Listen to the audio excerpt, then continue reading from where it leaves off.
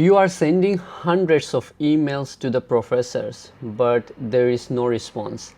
And some students are trying to get acceptance letter maybe last 2 years, 3 years, but professors are not replying to your email. So there could be a multiple of reasons, but the email you are writing and the academic CV which you are attaching with that email and sending to professors, it could be a main reason why they are not replying to you. Today in this video, I want to discuss how you can write a really attractive and rational academic CV and send to the professors for acceptance letter. Hello everyone, I'm Sajid, a research scholar in China. Today in this video, I want to talk about how you can design a really attractive and rational academic CV and send to the professors for acceptance letter. First of all, I'm going to talk about the layout and format of your CV. The layout of your CV is just as important as its content and format. A good layout makes your CV easy to read, scannable, and professional. A poor layout with cramped text or inconsistent spacing can make your CV unprofessional and make the professor less likely to read it carefully. So you have to be careful about the layout of your CV.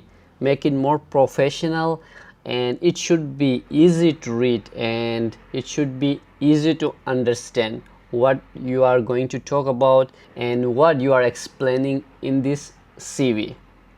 So the key principles for a strong CV layout should be like readability is a key. Your CV should be easy to read. Professors are busy and often scan dozens of applications, so be careful if you are sending a CV to the professors. In the first look, they should understand and they should read your CV easily. And the second point is consistency. Be consistent with your use of font size, spacing, and bullet point. This shows attention to details. And the point number 3 is use white space. Don't cram too much information onto each page. Use white space, empty areas on the page to break up sections and give the reader eyes to rest. So don't mix a lot of text on the pages, and then the readers will be feel uncomfortable while reading your CV. So be careful about that. So what could be the best layout for your CV? So take care while using font and font size. Use a professional font, and your font size should be consistent in your CV. And then margins and spacing. Set your margins to the standard size, typically between 0.75 and 1 inches on all sides. And then line spacing, use single or 1.15 line spacing. Add a little extra space between sections to create clean breaks. And then the next point could be like headings and subheadings. If you are using headings and subheadings, make it clear and consistent. For one heading, if you are making the size is bigger and the next heading is like smaller size, and it shows the inconsistency, which looks ugly when you are using this kind of format in your CV. And then bullet points. If you are using bullet points in your CV, use a professional bullet type, and in your whole CV use the same. It should be consistent. And you can use the page numbers. If in your CV there are multiple pages, then you can use the page numbers, so it will be easy for the professors to read. And then the last and its most important point, the file should be in the PDF format. You should not send him like the Word file or the editable file.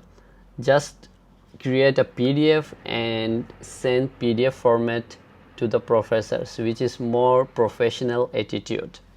Now I'm going to talk about the format of your CV. The best and most common format for academic CV is a reverse chronological. This is the standard in academic because it provides a clear logical timeline of your academic and research progression. It is called chronological because it lists your experience in each section from most recent to least recent. And the professors one, recently what is your performance and what you are doing. So it's better to give him first most recent work and then go to the least recent work. And the key section in your academic CV should be include first your contact information, name, email, phone, and professional links, maybe LinkedIn, your personal website, or this kind of information you should add after your name. And then the second section should be your education. As I told you before, the reverse chronological way, add your education history. And the next point is research experience, which is most important and crucial section.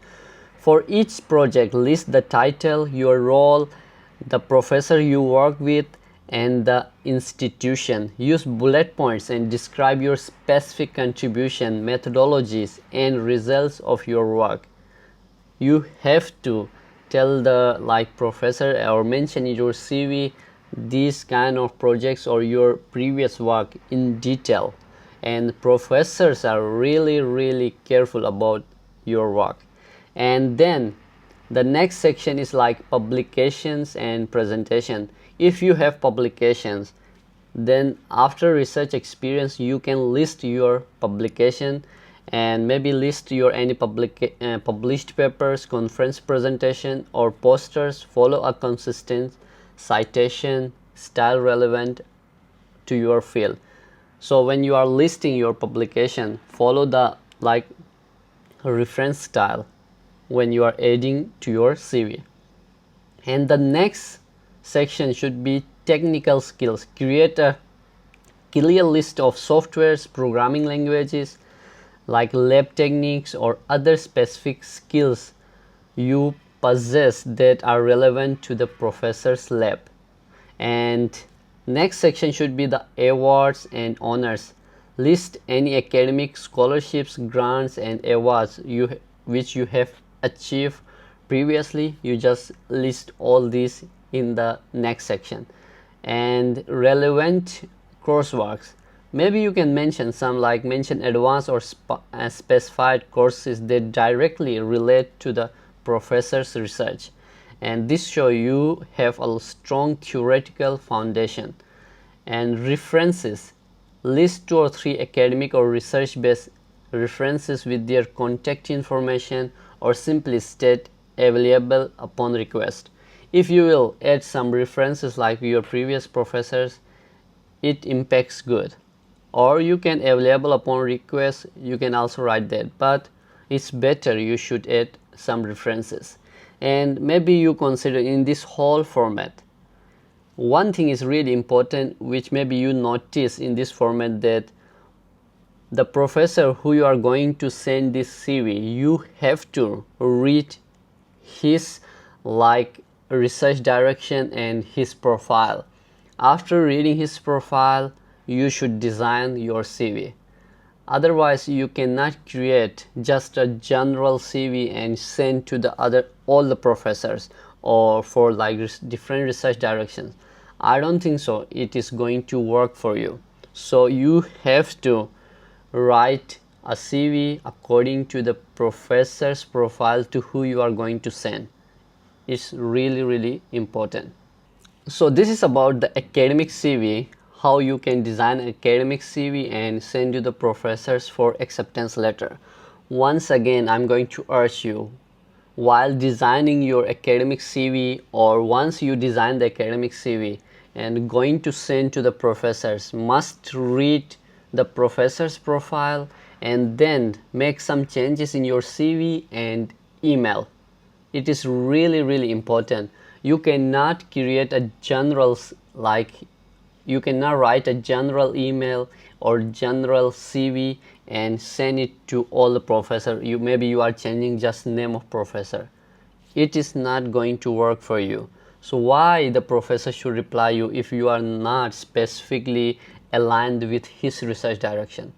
Be careful about that. It is not going to take a lot of time. Just read the professor's profile and make some changes according to his research direction. And while writing an email and your CV, must consider the professor's profile to who you are going to send this CV. Without it, if you are thinking you will send them a general like email and CV, they will reply you. There is very less chances, or maybe you are lucky if you will get a reply from any professors. So this is all about how you can create like CV for the acceptance letter. Now I'm going to show you just my CV, how it works for me when I was sending to the professors. So this is my CV. On the top I just add my all contact information, and then in the next I edit my like education in a chronological way, and next I have edit my research direction, what I have done previously and what kind of work I'm doing. And then here are my publications, and next just going my like some certificates and like research awards. So while sending to professors, I'm always take care of the professors like research direction, and I make some changes and while sending to them. And when I was applying for my PhD, I get 4 acceptance letter at that time, because I was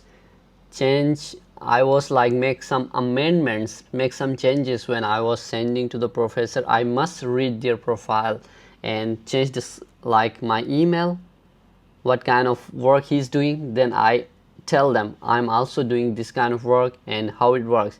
And then in the CV I also make some changes, and then I send to the professors. So this could be a professional like attitude when you are asking for acceptance letter or acceptance in the professor's lab. You should be specific to his research direction, then he will reply you. Otherwise, there are a lot of students who are sending emails to them, so why they should reply you? You should give him a really good reason why he should reply you. So focus on your like academic CV, and while writing your email, be careful about that.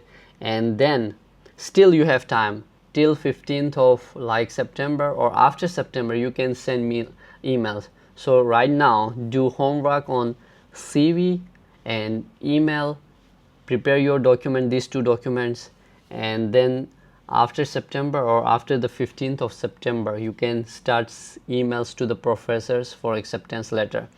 I hope, I wish it will work for you and you will get acceptance letter for the 2026 intake and come to China or go to any other university or any other country for your higher education. So this is all about today's video. And if you want to ask anything, or maybe I miss some like points or any information, you just go to the comment section of this video and ask whatever you want to ask. I will must respond you there. If you are looking for this kind of content, just subscribe my channel and stay connected. And until next video, stay safe. Allah Hafiz. Bye bye.